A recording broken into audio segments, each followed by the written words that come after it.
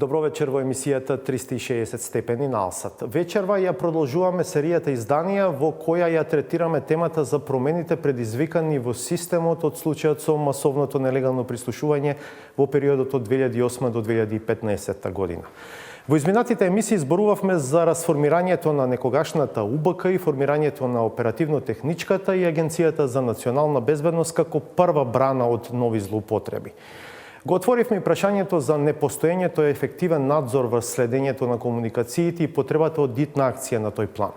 Вечер водиме еден чекор понатаму и ќе разговараме за тоа дали и што се промени во судското одобрување на посебните истражни мерки, познати како ПИМ или ПИ мерки. Од една страна, ПИ мерките се корисна алатка во борбата против тешките форми на криминал и загрозувањето на јавната и националната безбедност, но од друга страна, нивната примена е вистинска инвазија врз приватноста на поединците. Дали и како се обезбедува баланс меѓу овие два екстрема ќе биде едно од прашањата за кои вечерва ќе разговараме со двајца судии од Кривичниот суд во Скопје, Сандра Крстич и Ненад Савески. Останете на Алсат, дебатата почнува за кратко.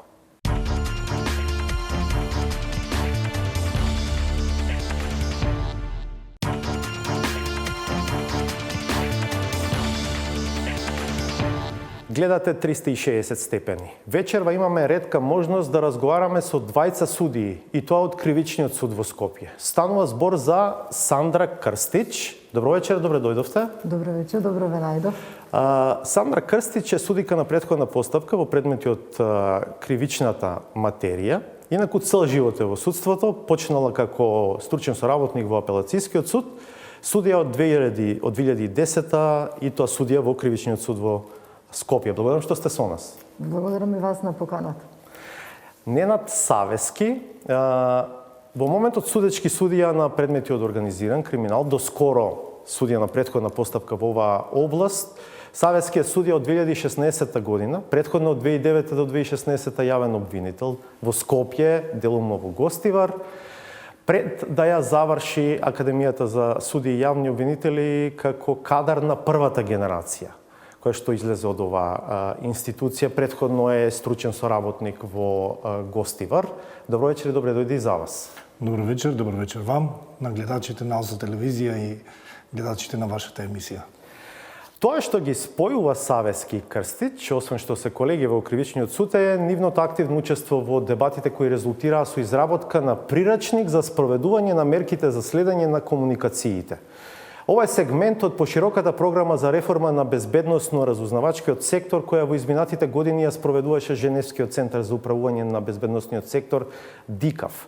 Како вовед во дебатата со двајцата судии вечерва ќе видиме сегмент од документарниот филм на оваа тема кој за ДИКАВ го продуцираше 360 степени. Преку одобрувањето на посебните истражни мерки ПИМ, судиите и јавните обвинители треба да делуваат како гаранти на владењето на правото и да балансираат меѓу интересите за обезбедување јавна безбедност од една страна и заштита на човековите права и слободи од друга страна. Поради тоа во реформата беше вклучен и судско-обвинителскиот сектор. Област која досега беше оставена на слободна интерпретација на судите без да има некакви начални детално разработени правила за игра. И мислам дека ДИКЕФ е првата организација која проба да воведе еден ред во зона која беше доста долго време нерегулирана. Тоа што националниот систем претрпе значителни промени, законодавни и институционални, а од друга страна европското законодавство, кое што ги следи употребите на тајните мерки за наблюдување, налагаше високи критериуми, се створи еден проблем кој што мислам дека беше лоциран токму од ДИКАВ, кој што даде иницијатива на било каков начин целосната национална регулатива да се собере заедно со европските стандарди, да се преточи во еден практикум кој што ќе биде особено значаен за практичарите во секоја фаза, процедурална, за да се цени и да се контролира судски дали има потреба од посебни истражни мерки. Станува збор за прирачник подготвен од работна група составена од судии, обвинители и други експерти, во соработка со Академијата за судии и јавни обвинители Павел Шатев. Тој прирачник беше резултат на една тимска работа на наши назначени од страна на Академијата заради нивното искуство, судии, исто така и обвинители, но и правни теоретичари кои што придонесоа со својата заедничка работа во компилацијата на овој прирачник. Овој прирачник и сите активности кои што беа предвидени со програмата, односно проектот на ДИКАВ, будеа една повисока свест кај нас практичарите, особено да се внимава околу тоа дали одредено барање за спроведување на посебна истражна мерка е доволно аргументирано, односно основано и самото определување на таа посебна истражна мерка да биде доволно образложено, да не биде арбитрерна одлуката на судот, поготово кога станува збор за продолжување на веќе определена посебна истражна мерка. What is important whenever you change laws, you also have to make them in a way that it can be implemented easily locally. So it is not just bringing something from abroad to North Macedonia and then put in place, but it was created through a bench book that was created with the help of DCAF, the specialists, but it is locally owned. Прирачникот ја опфаќа употребата на посебните истражни мерки или ПИ мерки, како следење на електронски комуникации, физичко следење и снимање, пребарување во компјутерски систем, симулирано давање и примање подкуп, користење лица со прикриен идентитет и други.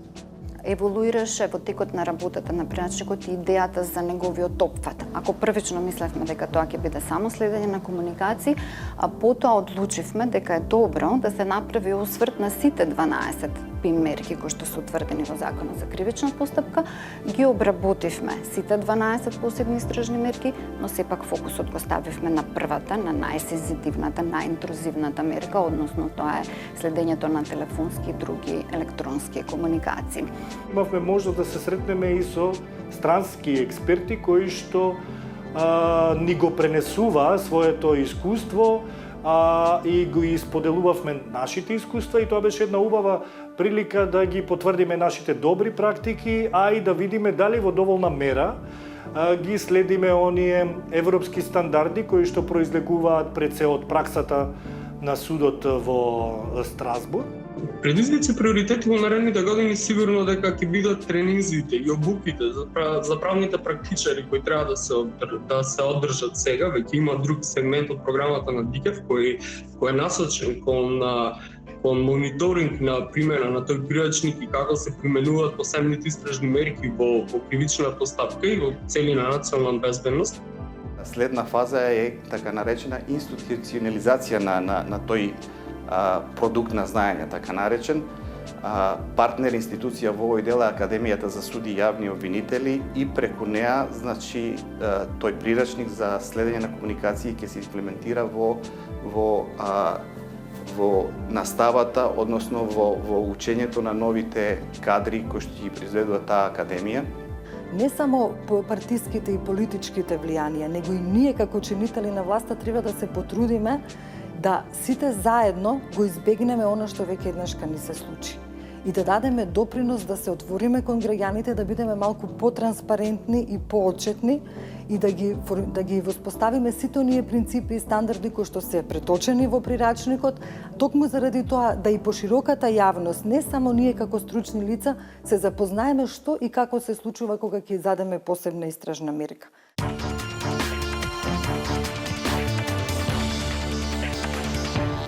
Двајца од учесниците во овој сегмент од документарниот филм посветен на реформата во безбедносно-разузнавачкиот сектор вечерва се во студиото на 360 степени уште еднаш судиите во Кривичниот суд во Скопје Сандра Крстич и Ненад Савески. За да се обидеме малку да го спуштиме на реален терен ова, ќе цитирам обвинителката Русковска вчера при апсењето на поголема група поединци осомничени за недозволена трговија со дрога, рече: собирањето докази трае речиси 1 година, при што се користени посебни истражни мерки. Таа спомена две: следење на комуникациите и физичко следење на таа група. Како решавате, господине Савески, бидејќи вие доскоро бевте судија на претходна постапка кој што решава во вакви ситуации, како решавате дали одредена мерка треба да биде применета, дали ќе му го прифатите барањето и предлогот на обвинителот или не, особено како решавате дали некоја мерка треба да биде продолжена, бидејќи слушаме станува збор за собирање докази 1 година. Вака, најнапред би ви одговорил со тоа што би потенцирал дека посебните истражни мерки треба во пракса, а и во теоријата е така зацртано дека треба да се како крајна солуција. Откако предходно ќе бидат исцрпени сите можни начини за прибавување на докази и доколку од предходно превземените истражни дејствија произлезе заклучок, односно потреба, дека на друг начин или би било потешко на друг начин да се прибават докази кои што се потребни во текот на доказната постапка, тогаш јавниот обвинител поднесува барање до надлежниот суд за определување на посебна истражна мерка. Првичното барање треба да содржи доволно аргументи за да судот биде убеден во основаноста на потребата од таквото барање.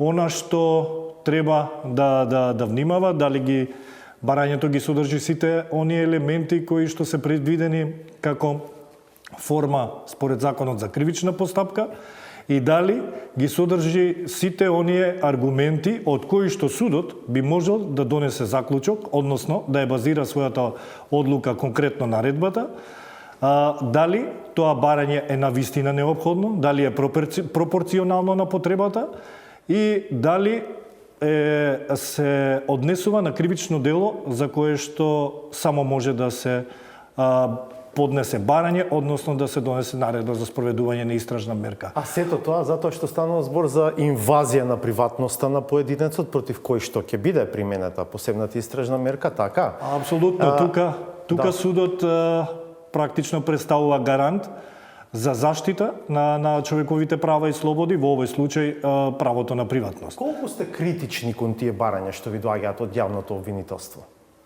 Во пракса, јас би потенцирал дека кога станува збор за првичното определување, може би има некоја доза на мала толеранција околу тоа да се види, да обидот на јавниот обвинител да дојде до докази, се дава една шанса, меѓутоа, кога се работи за барање за продолжување на посебната истражна мерка, тука малце критериумите се повисоки и поготово имајќи ги во предвид стандардите кои што произлегуваат од праксата на судот во Страсбург, каде што судот на Страсбург има воспоставено стандард дека судските одлуки, вклучително и наредбите, кога се работи за посебните истражни мерки, треба да имаат добри аргументи содржани во образложението, да истата не биде паушално определена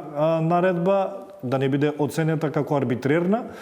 Всушност, кога одлучуваме за барањата за определување посебни истражни мерки, внимаваме и се обидуваме да влеземе во кожата на еден судија во Страсбург. Како Страсбург би ја оценил таа состојба на работите кога одлучуваме за посебните истражни мерки и на тој начин се обидуваме да ги задоволиме оние веќе воспоставени стандарди од Советна Европа, односно на судот во Страсбург или генерално меѓународното право. Господин Крстич, и за вас продолжение на истото прашање, колку сте критични кога ќе ви дојде барање од јавен обвинител, има ли случај досега да биде одбиено барање? Токму е тоа она што сакав да го надополнам и колегата. Од досегашната судска пракса, значи од целосните анализи што сме ги направиле, точно можевме да увидиме дека во судската пракса нема одбиено барање за определување на посебна истражна мерка. Зошто е тоа така? Зошто е тоа така? Предпоставувам затоа што сите постапки кои што биле поведени резултирале со едно успешна и завршена истрага, со подигање на обвинение и до добивање на една судска разрешница во полза на правдата. Затоа што ќе ви кажам, суштината на правната држава не само спроведување на законите, туку не пристраст до спроведување на добри закони кои што ќе го запазат природното право, тоест ќе ги запазат човековите права и слободи. Во нашата пракса имаме само одбиено 2 барања за продолжување на посебна истражна мерка. Откако претходно веќе била одобрена. Така, откако претходно била одобрена. И во тие се одбиени, колку што успеав да проверам, од формално процесен аспект. Што значи, биле поднесени после рокот. Тука имаме измени во законот, затоа не сакам многу да навлегувам, значи тие се од поодамна одлуки донесени. Меѓутоа, во ова сега време, значи колку што успеав да извршам една анализа, кога го работевме при рачникот, немаме одбиено барање ниту за определување, ниту за продолжување на посебната истражна мерка. Законски е покриен овој сегмент? Што ако да речеме одбиете барање на јавниот обвинител? Токму тука е најверојатно и причината поради која судиите не се осмелуваат да одбијат барање за посебна истражна мерка. Ние во прирачникот се обидовме да дадеме некоја насока како би требало да се постапува, затоа што како најголем кривичен суд имаме и најголема пракса нели во тој дел. Во таа насока, доколку одбивате определување на посебна истражна мерка, дадовме дека би требало да се оди по принципот на став 1 од член 294 од ЗКП, сакам да го потенцирам членот за пошироката јавност, каде е предвидено дека наредба за спроведување наредба за претрес може да се одбие, односно да судијата на претходна постапка, доколку не се согласи со истата, да даде несогласност до советот од член 25 став 5 од ЗКП, во јавност е познат како кривичен совет. Значи, законот не може се да реши, па заради тоа рековме да одиме по принципот на една аналогија. За разлика од тоа, кај барањето, кога се поднесува барање за продолжување на посебната истражна мерка, тука веќе законодавецот донел решение и дал, значи, законска рамка во која треба да се движиме и дозволено е право на жалба до советот од член 25 став 5 од ЗКП, кој може потоа нели нормално да ни ја врати, да го врати барањето или пак да одлучи да донесе тој наредба за продолжување на посебната истражна мерка. Не е начин можеби да се вадиме на тоа дека немаме законски решенија за се, затоа што во законот не можете да напишете се, тогаш би излегла плејада од членови. Меѓутоа, во вакви посебно исклучително сензитивни материи, и како треба законодавецот да му помогне на судијата и на јавниот обвинител и да најде по мене законско решение. Затоа што сепак задираме во човековите права и слободи и ние како суди, верувајте, многу често се среќаваме токму со тоа прашање како и што треба да постапиме, особено кога се работи за посебна истражна мерка и во случај кога од донеодамна бевме ранети, бевме повредени од едно прислушкување, незаконито прислушкување. Во овој сегмент ќе ви дополнам дека вчера имавме една регионална конференција каде што беа истакнати искуствата на Босна и Херцеговина, на Хрватска, на Србија, значи имавме повеќе учесници и секој од свој аспект разговаравме околу сите овие проблеми што нели се среќаваме и што во иднина ќе може да ни се појават, вклучително и на одбивањето на посебната истражна мерка. Има различни законски решенија кои што се вредни за размислување, и заради тоа што еве и кај нас е во подготовка измените на законот и дополнувањето на законот за кривична постапка, кој што произлега од практичната примена нели на досегашната практична примена.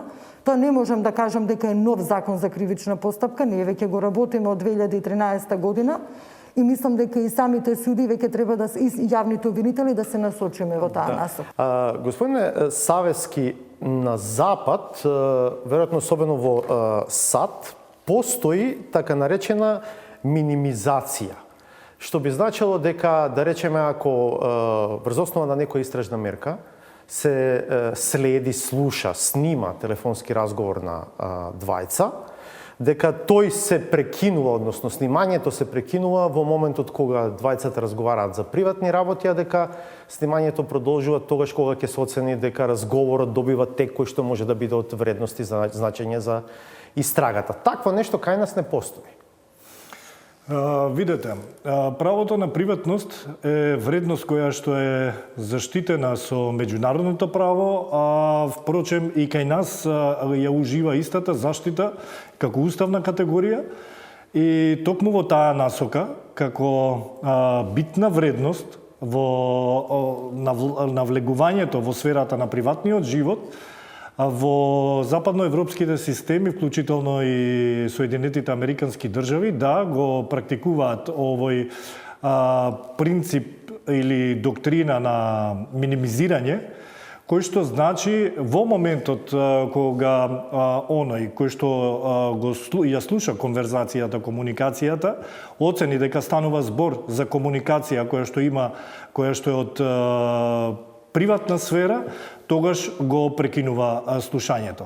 Меѓутоа тоа носи соодветни ризици, бидејќи и помеѓу двајца блиски соговорници може да се развие разговор кој што би значел евентуално и упатување на тоа дека се сторители на кривично дело, па за да се надмине тој ризик, вклучувањето оди во одредени временски интервали. Значи, повторно има вклучување во следењето на комуникациите, се до моментот додека не се воспостави дека станува збор за разговор кој што би значил приватен разговор, односно навлегување во приватната сфера и животи на оние кои што се следени. Се размислува ли за евентуално регулирање на таа сфера, еве во оваа насока и кај нас, да речеме? Видете, кај нас нема законска пречка тоа да се практикува. Меѓутоа, видете, и тоа носи своји ризици, не само што би можел да се пропушти евентуално некоја комуникација од која што би произлегло откривање на сторители на кривичното дело, односно идентитетот на сторителите на кривичното дело или видот на сторување на кривичното дело. Постои ризик и да се злоупотреби истото. Затоа на овие позиции треба да бидат профили на професионалци од кои што е очекувано дека имаат издигната свест со која што имаат сенс да препознаат кога е границата на дозволено, а кога е пречекорување на границата на дозволено. И такви, кога ќе стекнеме дојам дека такви личности се на такво место, само тогаш можеме да очекуваме дека нема практично треба да се развие еден однос на меѓусебна доверба. Зошто го кажувам ова? Материјалот кој што е снимен како извештај потоа се дава на јавниот обвинител врши контрола на тој материјал и јавниот обвинител треба да добие впечаток дека следењето, односно евентуално минимизацијата е направена на начин кој што не е злоупотребен, не е пречекорена границата на дозволеното, односно злоупотребата може да биде и во насока на евентуално прикривање на сторителите на кривични дела. Затоа е многу битно и го потенцирам кога го спомнувате аспектот на минимизација. Мислам дека кај нас се уште немаме изградено доволно ниво на меѓуинституционална доверба за да може да очекуваме дека и минимизацијата би била на вистина на професионален и законит начин. Ве разбирам, уште повеќе што бев на некој начин изненаден од тврдењето на еден учесниците во документарецот за тоа дека областа на примената на посебните истражни мерки била практично оставена само на закон и на ништо повеќе, и дека понатаму деталите за тоа, како сето тоа треба да функционира, кај обвинителството, кај судството, било област која што е на некој начин сива зона, ајде така да ја наречеме, и дека од тука и овој прирачник кој што веќе неколку пати го споменуваме, сега на некој начин ја покрива таа област. Рековме, резултат е на повеќе годишна работа, дебата на голема работна група на обвинители, судии, експерти, теоретичари од областа, предводени од ДИКАВ со помош на неколку меѓународни партнери, Холандија, Шведска, Швајцарија, Обединетото кралство и САД. Колку реално ова сега навистина е од помош? Ако не за вас, може би тогаш за судиите во помалите судови, господјо Крстич. Така. Секако сте во право. Со овој приречник развижевме една материја која што е доста сериозна, меѓутоа и навистина наоѓа многу потешкоти во практичната примена на судиите и на јавните обвинители. Кога го морам и ова да го потенцирам, оно што и вие го кажавте кога го презентиравте прирачникот, кога започнавме со изработка на самиот прирачник, кога се формираа групите и кога започнавме со самата работа во самите групи, забележавме дека ние имаме недостаток на комуникација. Не само недоверба, односно не постојањето на доверба меѓу институциите, него едноставно ние немавме комуникација меѓу самите институции. Токму од таа причина, кога го почнавме да го работиме прирачникот, ги увидовме сите позитивни страни кои што ги има законот, но и сите пропусти и мани кои што до сега и како требале да бидат отстранети. ДИКАВ тука многу ни помогна. Навистина сочи ни една група која што секој од својот аспект можеше да каже каде ни се пропустите, каде треба да се подобриме. Во таа насока забележавме при самите презентации кои што ги државме на прирачникот, одевме во сите 4 апелациони суда, подрачја. Одевме, значи, сите колеги што работевме на прирачникот, никогаш тоа не беше само еден колега, одевме во групи и секој од свој аспект тоа го презентираше. Па дури и сега на онлайн обуките што ги имавме, бидејќи друг начин немавме како за да продолжиме нели понатака со работата и зошто да се види зошто е овој прирачник потребен и зошто го направивме. Први сме во регионот, тоа морам исто така да кажам. Тука видовме дека во помалите места судиите навистина имаат проблем, затоа што не се среќаваат често со издавање на посебни истражни мерки, било при нивно определување или продолжување.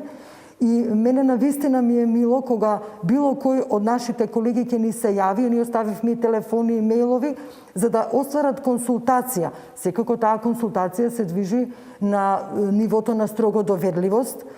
Се обидуваме, значи, да не комуницираме, да збориме нели на некој начин на кој што нема да откриваме повеќе детали, затоа што да не испадне дека вие ја носите одлуката во името на колегата. Токму така. Тоа е еден момент, а и вториот момент, никогаш не знаете другата страна колку е напред во нешто, нели? Ако сме ние дојдени до едно ниво, тие се можеби секогаш и тоа ностоп се зборува, нели, еден чекор пред нас. Но видовме дека навистина им е потребна помош. Верувајте, и ние меѓу себе забележавме колку сме напреднале при самата изработка на прирачникот, затоа што овој прирачник, за разлика од оној што го изработија колегите во Босна и Херцеговина, има посеопфатен пристап. Значи, тргнавме од националната безбедност, го опфативме судско-обвинителски оддел и онда зашто може би понатака ќе зборуваме, а сакам да зборуваме, тоа е во делот на контролата и надзорот. Да, за да не биде збуната јавноста, споменувате националната безбедност. Тоа е област исто така која што ја покрива оваа сфера. Вие не ги одобрувате тие наредби, тоа е работа на Врховниот суд. Така, да, тие се под државна тајност, така се борат. Савески, овој прирачник сега е дел од редовниот курикулум на Академијата за суди и јавни обвинители, така? Вие сте таму предавач? Така, да. Да, прирачникот за среќа е на располагање на сите чинители во правосудството, судиите и јавни обвинители, и се покажа како доста, навистина доста корисна алатка. Пред се, како што напоменавте и вие, имајќи во првид дека твориме во еден актуелен период кој што ги лечиме раните, кажано од аспект и на колешката Сандра Крстич, од минатото. И таа сива зона успеавме на некој начин да ја разбиеме, односно оној магловит пристап кој што некои од колегите го имаа према оваа материја, бидејќи не често судиите имаат контакт со оваа материја, тоа е пред се надлежност на судиите на претходна постапка и најчесто, како што кажа и колешката, се одлучува во оваа материја во нашиот суд. Тоа произлегува од природата на кривичните дела за кои што само може да се определат посебните истражни мерки и најчесто тие кривични дела се под надлежност на Оделението за организиран криминал и корупција, односно јавното обвинителство за гонење организиран криминал и корупција.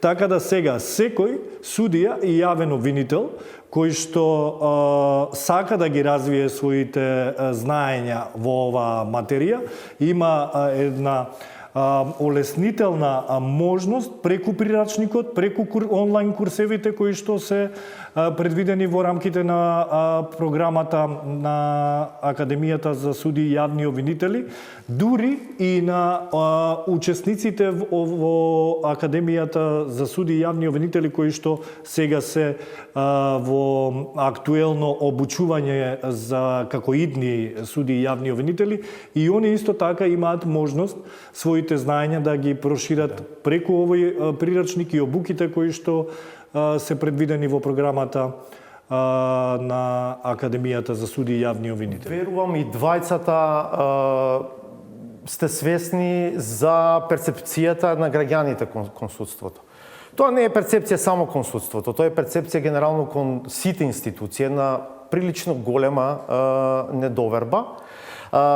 Ова би требало да биде дел од еден процес на враќање на довербата. Дали од денешна дистанца, бидејќи сега зборуваме за едно време во кое што очигледно имало злоупотреби, имало една прилично сива зона и така натаму. Дали савески може да кажеме сега дека системот е посигурен, побезбеден, во смисла на тоа дека навистина се води сметка за човековите права, навистина се води сметка за тоа кога се одобрува одредена посебна истражна мерка, таа да биде пропорционална со потребите на истрагата. Видете, токму имајќи ги во предвид сите овие аспекти кои што ги напоминавте, ние заедно со колешката радо ја прифативме поканата да присуствуваме во вашата емисија и да разговараме на оваа тема, токму од овој микропростор да дадеме придонес кон подобрување на имиџот на правосудниот систем, а и генерално на државата. Бидејќи ние сите сме свесни дека угледот тука ни е на незадоволително ниво и поготово што станува збор за материја каде што више имаме оставено впечаток дека сме биле на полето на повреда на човековите права и слободи. Токму затоа разговорот за оваа материја и намерата да оставиме кај јавноста впечаток дека работите се подобруваат, дека судот е свесен за улогата која што ја има во сферата на заштита на човековите права и слободи. Дојдовме тука да на јавноста ја представиме постапката во која што се издаваат посебните истражни мерки, основите на кои што се базира донесувањето на наредбите за спроведување на посебните истражни мерки, незината легитимна цел и оправданост. Од тие причини затоа сметам дека е многу битна и улогата и на Академијата која што има клучна улога во профилирањето и на идните профилот на идните суди и јавни обвинители, кои што се очекува да имаат една повисока свест, а за нас да бидеме во постојана една будна кондиција, да стоиме на браникот на заштита на човековите права и слободи. Да, господин Крстич, контролата врз примената на мерките за следење на комуникациите врз посебните истражни мерки во македонското законодавство е лоцирана кај обвинителството и кај судството. Надзорот е на парламентот и на Советот за граѓански надзор. Дали во пракса функционира контролата? Не функционира во пракса, за жал. Имаме, Тоа е прилично искрено признание. Да, не функционира затоа што до сега можеби немавме, повторно ќе се повикаме на некоја законска рамка, но меѓутоа ние како суди, бидејќи сме формалисти, мора да се движиме во некои законски рамки. И затоа ми е вака задоволство да денеска напоменам дека за прв пат во нашето законодавство, во Законот за следење на комуникациите, на телекомуникациите, се даде една законска рамка во која насока би требало да се движат судиите, поготово судиите на претходна постапка, бидејќи ние ја вршиме контролата, кога ќе се обидат, значи, да направат контрола, односно кога ќе направат контрола во оперативно-техничката агенција на издадената посебна. Да, значи Сандра Крстич како судија на претходна постапка издала наредба за одредена посебна истражна мерка на барање на обвинителството и судијата Крстич има право да отиде во ОТА и да контролира дали таа на соодветен начин се применува, така? Така е, точно така. Значи кога ќе Зошто досега не се правеле контролите? Зошто не е користена оваа можност од Законот за следење на комуникациите? Факт е дека тој не е многу стар, но сепак е доволно време поминато за евентуално да се направи контрола. Еве сега ќе ви кажам, ние како колеги на одделот на претходна постапка имавме размислување да се организираме, значи да појдеме во оперативно-техничката агенција и да извршиме контрола над наредбите кои што ние сме ги издале. Меѓутоа, заради пандемијата, за жал, тоа го стопиравме, го одложивме за некое подобро време. Не можам да кажам дека немало, да кажеме, контрола, затоа што, колку што знам, тогашниот председател на Врховен суд Јово Вангеловски беше на една контрола во тогашната, мислам дека беше УБК, меѓутоа контролата беше извршена во делот на системот, значи за прислушкување. Да. Не знам дали други действија има превземено тогашниот председател на Врховниот суд, меѓутоа од нашите колеги, колку што јас успеав да во разговор и вака да проверам, значи немавме отидено во една таква контрола. Пак ќе ви напоменам. Значи, ние мораме да имаме законска рамка. Ние мораме да знаеме во која насока ќе се движиме. Што ќе гледаме кога ќе отидеме во оперативно-техничката агенција. Не може само вие да дојдете и да кажете јас дојдов и дајте сега да проверам. Значи, вие имате право, кога ќе влезете, да влезете каде што е радиостаницата, да ставите слушалки, вие лично да слушате. Имате право да им извршите увид во електронски регистар, да ги прочитате логовите. Значи, сето тоа е операција која што ние како суди не може да ја познаваме. Тоа не е наш домен на постапување. Немате таков предмет на Академија за суди и обвинители да се зафркаваме малку. Ви треба веројатно техничка помош од експерти. Но затоа е предвидено, значи, технички советник. Токму ова е причината дека сите ние треба да се заложиме, да ги вложиме сите наши сили и напори да ја спроведеме контролата. Затоа што кога знаете како, кога ќе знаете дека имате некој што ќе ве контролира, секој малку ќе се подзамисли во своето постапување. Повеќе пати во оваа емисија сме го споменувале тоа дека просто е неверојатно дека држава која што помина низ еден таков процес, не дека не проба да ги менува работите, еве на планот на безбедносно-разузнавачкиот сектор се повлечени некакви чекори, еве гледаме дека и во судството работите се движат напред, но дека еве да речеме надзорот не функционира, нема ефективен надзор. Контролата е овозможена, но не е операционализирана до крај. Така што држава која што помина низ толку голем скандал сега некако како многу бавно да ги движи работите напред за да осигура дека во иднина нема да и се случува тоа. За жал, реалноста е таа, нели, вчера и низ медиумите провеа веста дека се констатирани оставките на дел од членовите на кои што го чинеа граѓанскиот надзор. Сето тоа е еден можеби лош сигнал за состојбата во оваа сфера, меѓутоа тоа не значи дека треба да се откажеме, има законска платформа таквата контрола и надзор да обстои. Треба што побрзо да се рефрешира тој состав во... Да ви помогна малку, дали како поединци, еве вие лично, бидејќи сепак имате еден дел од одговорноста, да речеме, чувствувате таква одговорност и правите нешто во насока за да се подобри перцепцијата. Сега зборуваме генерално за судството, за областа во која што сте вие. Нашето поле на делување е нашето судско постапување и одлучување. Ние тука во секој поединечен предмет се обидуваме да ги имплементираме оние стандарди кои што и претходно ги напоменав. Меѓутоа, и тоа не е малку значајно, напротив, тука всушност ние можеме најдобро и најсилно да придонесеме кон подобрување на состојбите со едно навистина сериозно ценење дали во одреден случај против одредено лице треба да се определи посебна истражна мерка. Да, а ако треба нешто да се менува во овој момент, во која насока би оделе според вас, господин Крстич, промените за оваа област за која што вечера разговараме? Во која насока мислите да менуваме? Па не знам, треба ли законски измени? Веќе споменавте дел можеби од потенцијални законски измени. Треба ли нешто повеќе од овој прирачник, да речеме, и во таа смисла? Секако законски измени ќе бидат потребни на сите овие пропусти што ги констатиравме и ги укажавме. Ќе бидат потребни и континуирани обуки, понатамошни континуирани обуки на судиите и јавните обвинители. Ќе треба и ние да се охрабриме, да тргнеме во чекор со времето, да ги забележиме и да бидеме самокритични кон себе и да тоа го надминеме.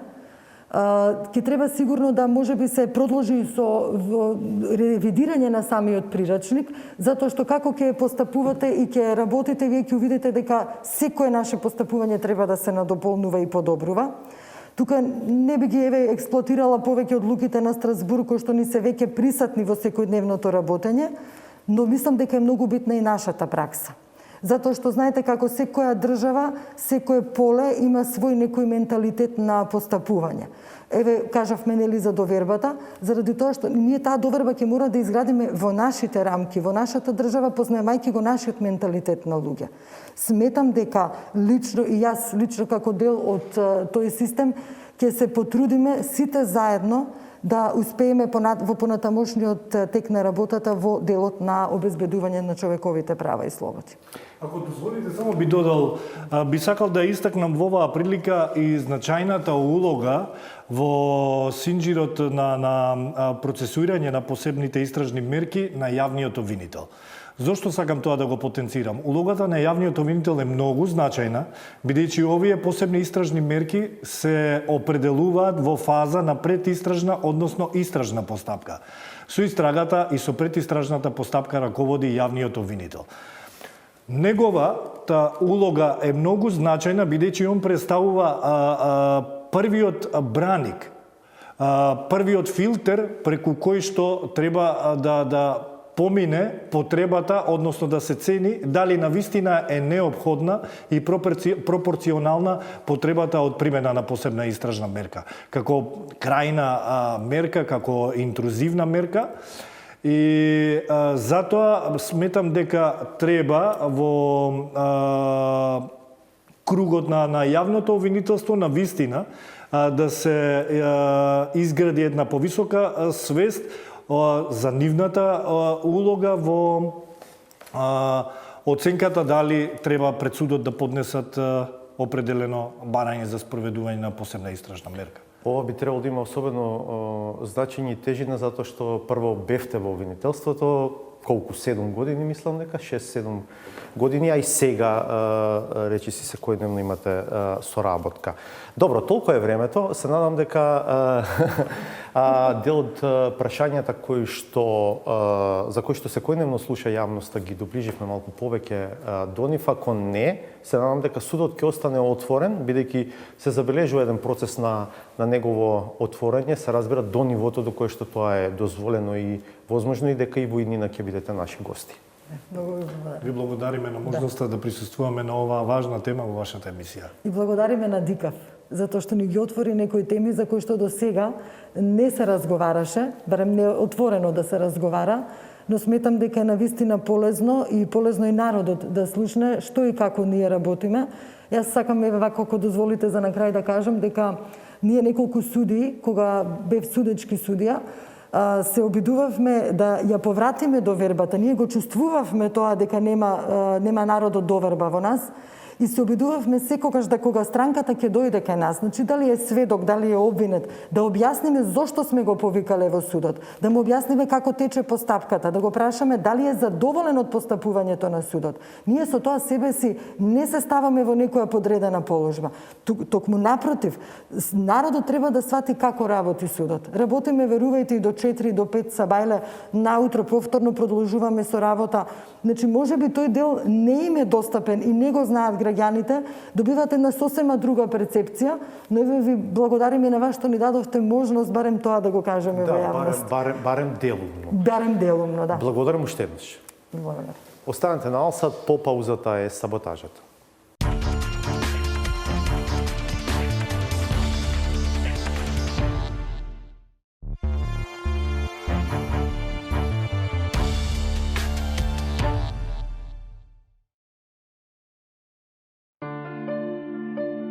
Користењето на правата од работниот однос е законски гарантирано, но за разлика од останатите, обврска на функционерите е постојано да бидат на располагање на јавноста и на граѓаните.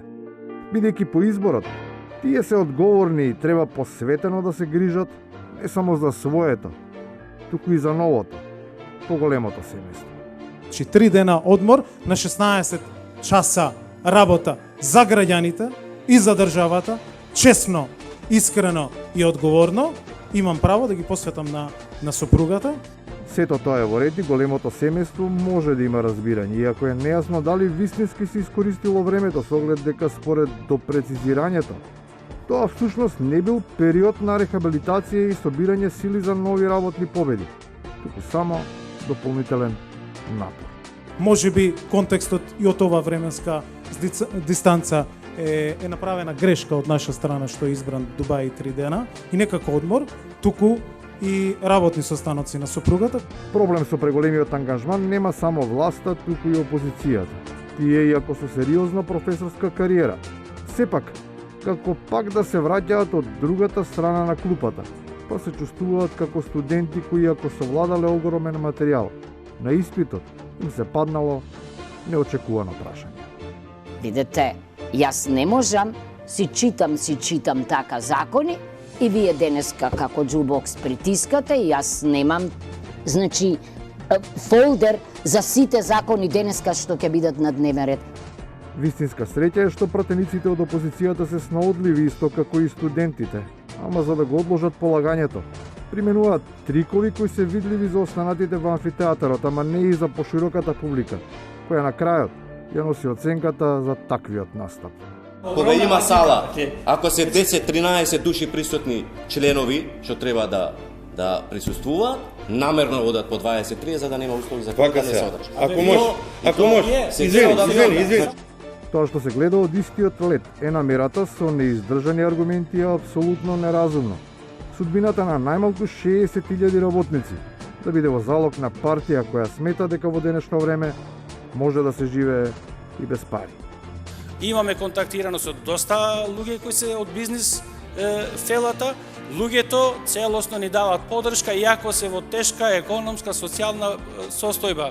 Тие велат кратко, може да истрајат уште месец дена без плати, но затоа сака да дадат допринос за граѓаните кои воопшто нема државјанство, нив да им се овозможи конкретна помош. И на крајот, не е проблем помошта за лицата што немаат државјанство, туку за оние кои ги имаат сите потребни документи. Патетично е ова веќе од јануари навака, ќе биде за недела, ќе биде за 2 недели, ќе биде за 3 недели. Па секој нормален човек ќе се шекне, па и вие влада сигурно се шекнувате на сите тие информации, ќе биде за 2 недели. Без оглед на психолошката состојба, сите се на работа. Не за друго, туку затоа што кој овде нема да полуди. Тој изгледа и не е нормален.